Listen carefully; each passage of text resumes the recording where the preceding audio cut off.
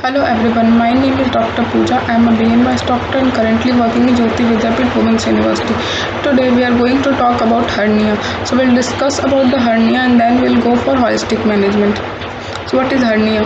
Hernia can be defined as displacement of a portion of the stomach through the opening in the diaphragm through which the esophagus passes from the chest to the abdominal cavity.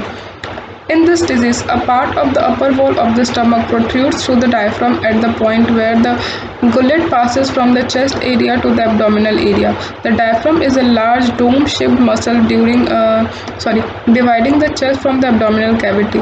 It is the muscle concerned with breathing and it is assisted by the muscles between the ribs during exertion. It has special openings in it to allow for the passage of important blood vessels and for the food channels, the esophagus. Hiatus hernia occurs at the esophageal opening. The disease is common after middle age.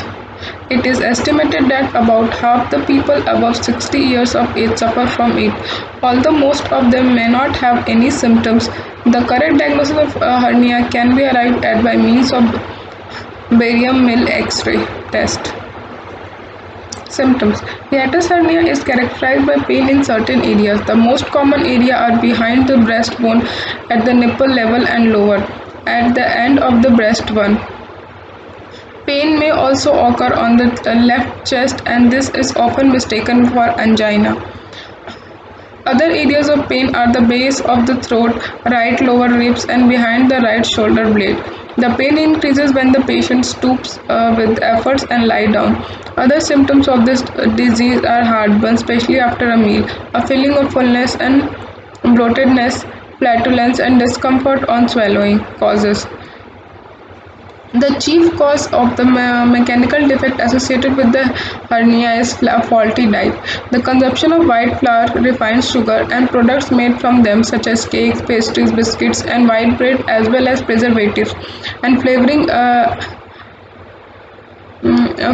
devitalize the system and weakens the muscle tone. As a consequence, the muscles become less resilient and connective, and fibrous tissue suffer through poor nourishment, and this becomes more prone to decomposition and damage. This ultimately leads to disease like hernia.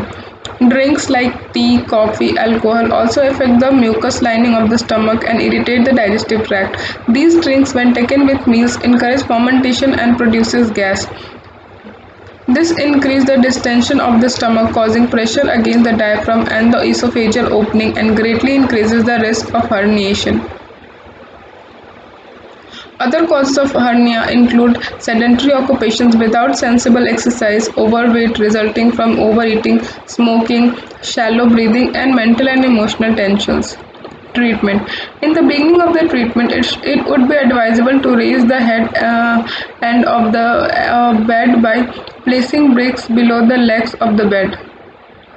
This will prevent the regurgitation of food through the during the night. More pillow can also be used for the same purpose. The next important step towards treating of hernia is relaxation. An important measure in this direction is diaphragmatic breathing. The procedure is as follows: lie down with both knees bent and feel close to buttock. And feet close to buttock. Feel relaxed. Put both the hands lightly off the abdomen and concentrate the attention of this area. Now breathe in, gently pushing the abdominal up under the hands at the same time until no more air can be inhaled. Then relax, breathing out through the mouth with an audible sighing sound, and allow the abdominal wall to sink back. The shoulders and chest should remain at rest throughout.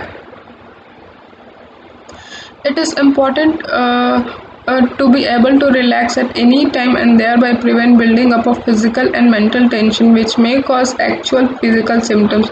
The best method for this is practice of savasana or dead body pose. The procedures for this asanas has been Very simple. The patient of hernia should observe certain precautions in their eating habit. The foremost among these is not to take water with meals, but half an hour before or 1 hour after a meal. This helps the digestive process considerably and reduces the incidence of heartburn. Drinking water with meals increases the overall weight of the stomach, slows down the digestive process by diluting the digestive process, and this increases the risk of fermentation and gas formation, which distends the stomach and causes discomfort and pain. Another important factor in the treatment of this disease is to take frequent small meals instead of three large ones.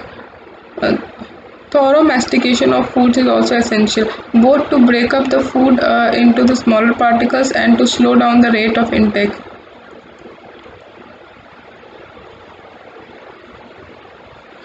The diet of the patient should consist of seeds, nuts, and whole cereal grains, vegetables, and fruits, with emphasis on fresh fruits, raw or lightly cooked vegetables, and sprouted seeds.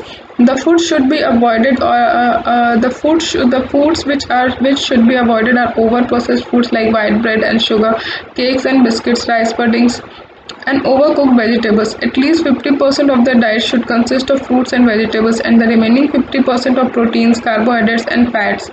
Raw juice extracted from fresh fruits and vegetables are valuable in hernia, and the patient should take these juices half an hour before each meal.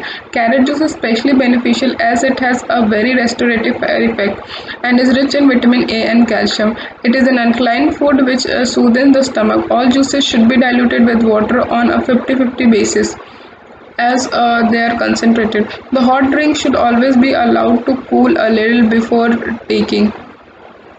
Extremes in temperature in both foods and drinks should be avoided. Drinks should not be taken hurriedly but sipped slowly. The patient should avoid condiments, pickles, strong tea, coffee, alcohol beverage, and smoking. Thank you. That's all.